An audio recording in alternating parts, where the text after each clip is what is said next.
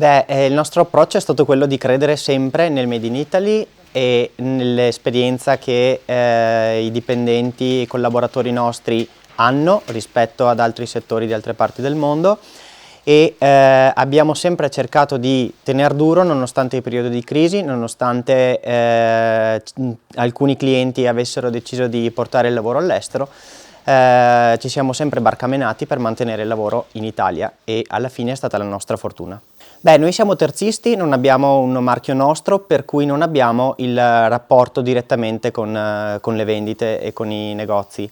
Però allo stesso tempo siamo consapevoli che la nostra forza è quella di produrre un prodotto di ottima qualità e nel minor tempo possibile. Questa è la chiave al giorno d'oggi per riuscire a mantenere in vita un laboratorio in Italia, perché ovviamente i costi sono molto più alti di quelli che possono essere i costi dell'estero, ma quello che riescono a fare i nostri collaboratori crediamo che sia un prodotto che certe realtà fuori non possono fare.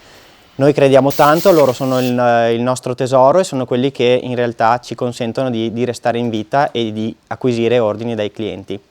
È vero che c'è innovazione tecnologica e questa è una grande chiave per lo sviluppo in futuro, ma è altrettanto vero che sono le persone quelle che fanno la differenza.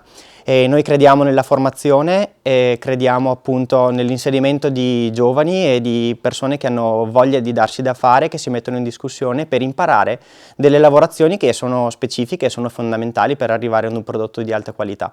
Sicuramente il nostro punto di forza è la sensibilizzazione dei nostri collaboratori. Non sono io che vado dal cliente e che dico vieni a farmi produrre una scarpa qui perché io ho qualcosa di più tecnologico rispetto ad altri, ma siamo tutti i 140 dipendenti che riusciamo a fornire un prodotto di altissima qualità. Quindi la chiave di volta è la sensibilizzazione di tutti i collaboratori.